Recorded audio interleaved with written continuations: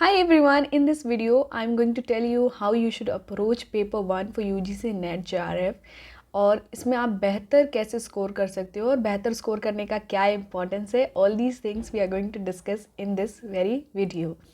So first of all कितने question आते हैं पेपर 1 से UGC नेट में?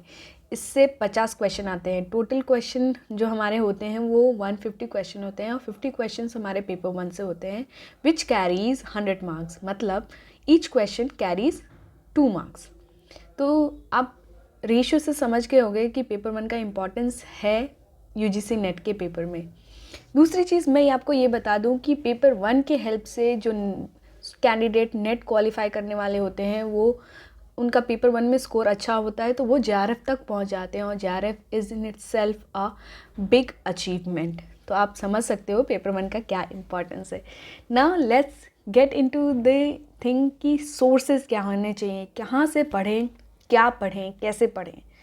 तो मैं अपना सोर्स, मुझे जो लगता है वो बेस्ट सोर्स है कि आप KVS मदान से पढ़ें, जिस बुक से मैंने पढ़ी थी. मैं आपको बुक दिखा देती हूँ.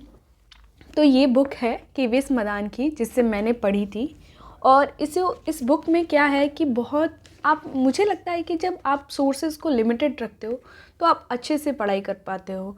तो इसी वजह से मैंने एक ही सोर्स रखा अपने पेपर 1 के लिए और जितने भी अटेम्प्ट्स मैंने दिए मैंने सिर्फ यही बुक पढ़ी थी. तो सबसे पहले तो इसमें जो हमारे पेपर 1 का 10 यूनिट है वो बहुत ही कॉम्प्रिहेंसिवली दिया हुआ है. मतलब जितना मटेरियल आपको चाहिए इस बुक में अवेलेबल है. आपको किसी और सोर्सेज के या फिर किसी और चीज़ों की ज़रूरत नहीं है. और अपार्ट फ्रॉम 10 यूनिट्स इसमें आपके प्रीवियस ईयर क्वेश्चंस भी दिए रहते हैं. मतलब 10 प्रीवियस ईयर क्वेश्चन तो आप इस बुक में है ही हैं.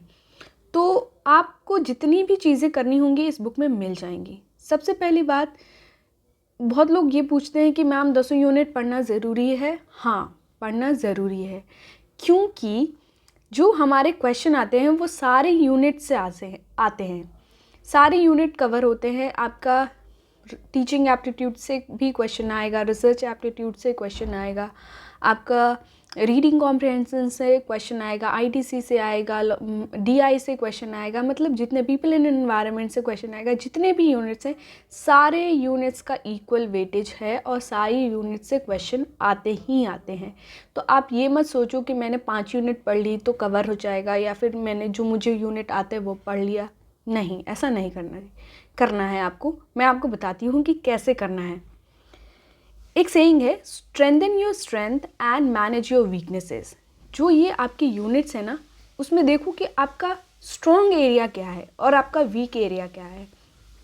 तो स्ट्रॉन्ग एरिया को और प्रैक्टिस से आप उसको और स्ट्रॉन्ग करो जिससे आपका उस यूनिट में हो जाए कि इस यूनिट के कोई भी क्वेश्चन आएगा मैं तो इसको पक्का ही सॉल्व कर लूँगी.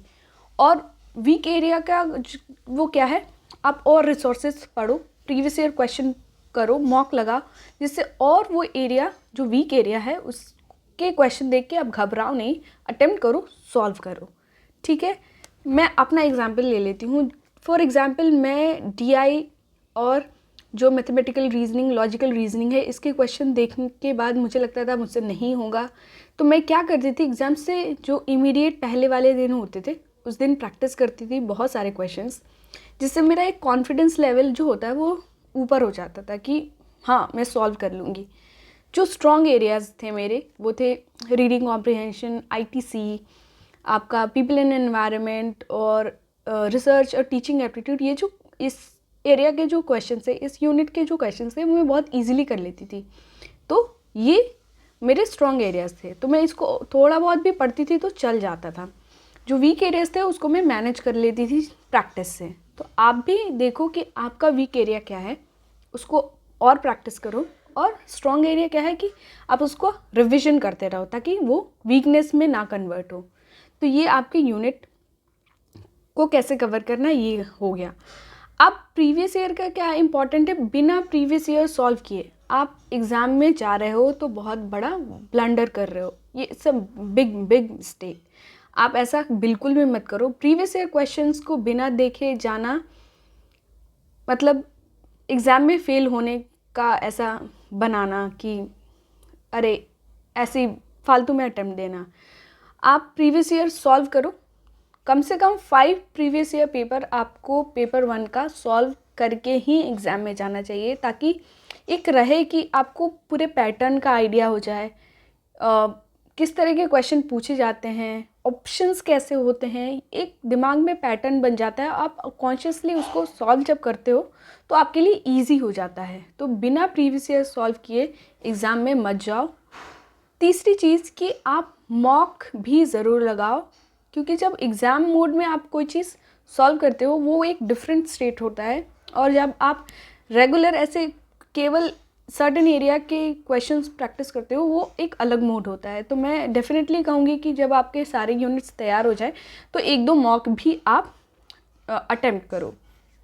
ये हो गया आपके सोर्सेस और स्ट्रॉन्ग एरिया बुक्स भी हमने डिस्कस कर लिए। तो ये बेसिक अप्रोच रखो। बाकी ऑल द बेस्ट। पेपर 2 के बारे में डिस्कशन हम करते रहेंगे चैनल पे। Thank you for watching, and if you have any query, you can write down in the comment. So all the best to everyone.